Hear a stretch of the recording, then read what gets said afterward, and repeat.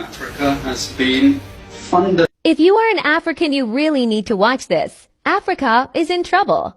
Sub-Saharan Africa has been fundamental to the global prosperity of the advanced countries. And Africa had a role to play. It has a role as a raw material producer. We will not allow Sub-Saharan Africa to escape that. Okay, we do everything to keep Sub-Saharan Africa where it is, also impoverished. It's absolutely vital for the prosperity of everyone else. So let's get clear about that.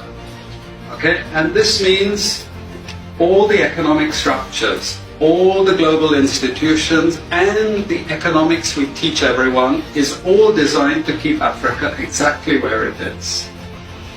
And whether it is Europe or US or now China, it's always the same.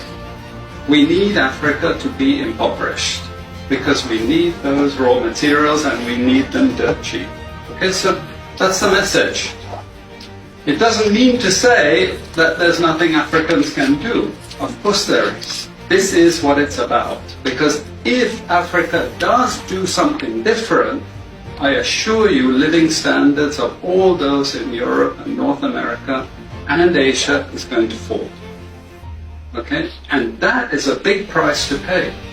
I assure you that the West is not going to allow that without a big fight. Okay? So the job of many Western academics is to convince Africans they have to keep doing what they're doing. Okay? And to show them it's your fault that you're poor. It's not our fault.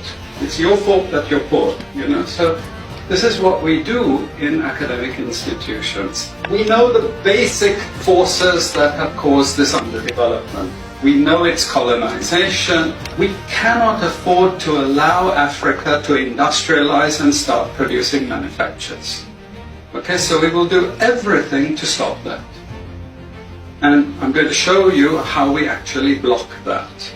We had East Asian rapid industrialization processes.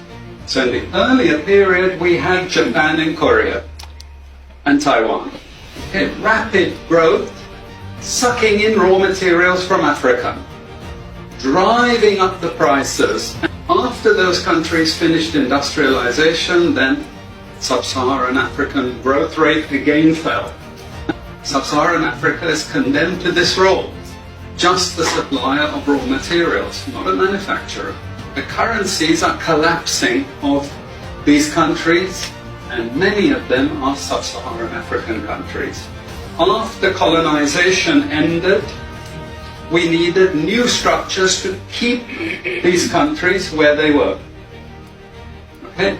And the first of those is aid. Okay, we give them aid. Aid for what? Actually, we give them aid to keep repressive regimes in power. That's all. All the hypocrisy about transparency and democracy and bullshit like that, it's all bullshit. But it would go to country after country offering loans. And if the president did not accept the loan, they were killed.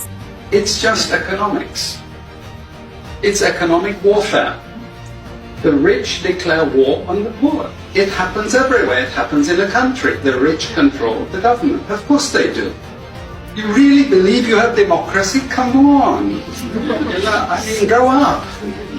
Who has all the subsidies and income support? US, Europe. The largest budgets in the world for supporting their farmers are Europe and US. You see, we're keeping them dependent. We're keeping them on a string. This next round of the WTO is designed to block that. To block anyone else getting on top of the ladder. If you